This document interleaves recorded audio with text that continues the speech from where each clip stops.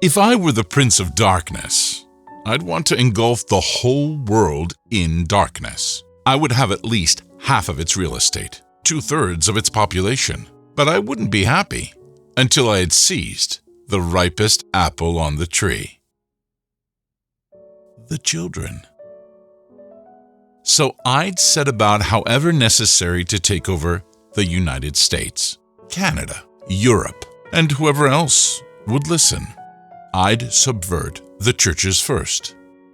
I'd begin with a campaign of whispers, with the wisdom of a serpent or a big tech company. I would whisper to you as I whispered to Eve. Do as you please. To the young, I would whisper that the Bible is a myth. I would convince them that man created God instead of the other way around. I would confide that what's bad is good and what's good is square. And the old, I would teach to pray after me. Our Father, which art in the White House. And then I'd get organized.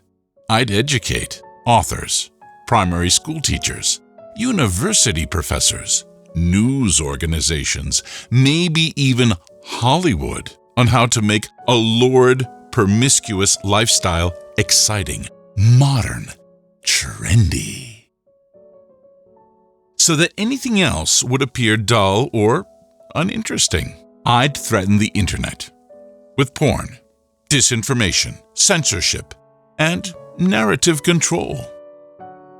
I'd peddle narcotics to college frat houses and sell alcohol to ladies and gentlemen of distinction. I'd tranquilize the rest with pills, and the kids with cell phones.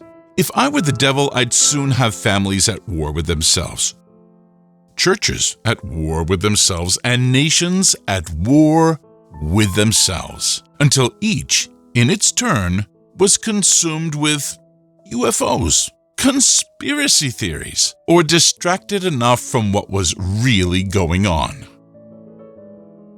With the promise of higher ratings, likes, and shares, I'd have mesmerizing media fanning the flames on digital devices. If I were the devil, I would encourage schools to refine young intellects by neglecting to discipline emotions and common sense. Just let those run wild. Woke. And before you know it, you'd have drug-sniffing dogs in schools, metal detectors, QR codes, and maybe even drag queens reading lurid sexually charged material to first graders. Within some years, I'd have prisons overflowing, and most of the non-violent criminals back on the streets within hours. I'd have judges promoting pornography. Soon I could evict God from the courthouse, then the schools, and finally from Congress. And in his own churches, I would substitute religion with psychology and defy science with rainbows and transgender dysphoria. I would lure priests and pastors into misusing boys and girls and have them send church funds to fictional greater causes, masking the underworld of filth. If I were the devil, I'd make the symbol of Easter an egg, and the symbol of Christmas a bottle of vodka. If I were the devil, I'd take from those who have and give to those who want, until I had killed the incentive of ambition, maybe via race or segregation, and then would claim that one set of humans mattered more than another, and that having character meant you were racist and arrogant. And I bet I could get whole states to promote gambling, prostitution, pedophilia, or digital control via voting machines, 5G, or central bank digital currencies, all in the name of getting rich and feeling good.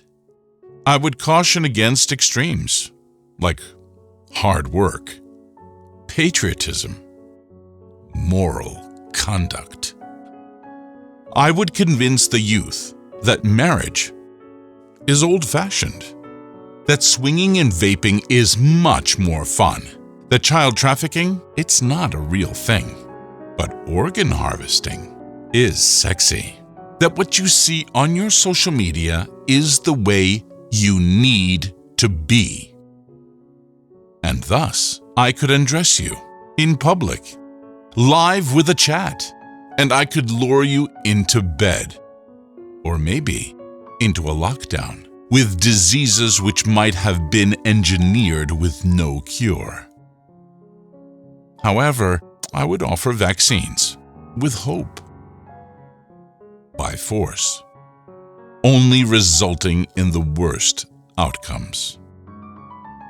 In other words, if I were the devil, I would just keep right on doing what he's doing.